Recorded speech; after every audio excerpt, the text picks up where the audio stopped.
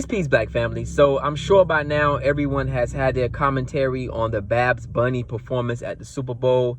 And for me, I take a different point of view, right?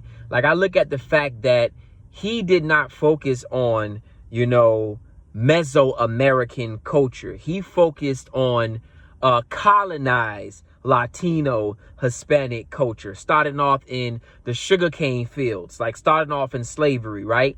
Like, we have to understand that Latinos, Hispanics, whatever you want to call them, they identify heavy with their oppression and their oppressors.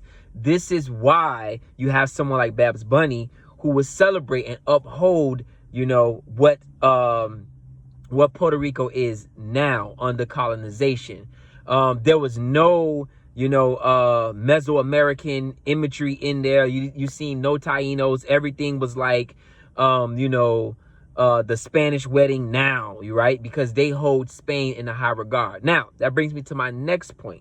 My next point is everyone's in the uproar about these text messages that came about students in a South Florida school that, they were like basically neo-Nazis, and I don't know why people are surprised about that. If you understand, going back to the Babs Bunny point, if you understand that Latinos uphold Spanish culture, and you understand that Spanish culture is the OG white supremacist culture, right? Like, they still walk around in Ku Klux Klan outfits. Like, they created that style.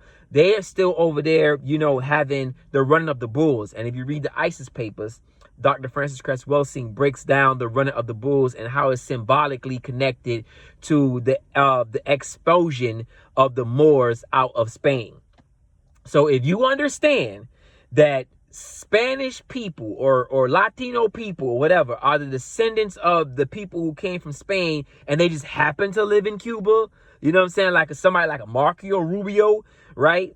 Somebody like a Pitbull or etc. If you understand that those are the children and the descendants and they have the same culture as the people who came from Spain, and then you properly understand Spanish culture and Spain and its historical connection to African people, then you would not be surprised about why somebody like Babs Bunny is upholding white supremacy at the Super Bowl, and or why these children at these black schools who are supposed to be Latino and people of color are calling black people the N-word.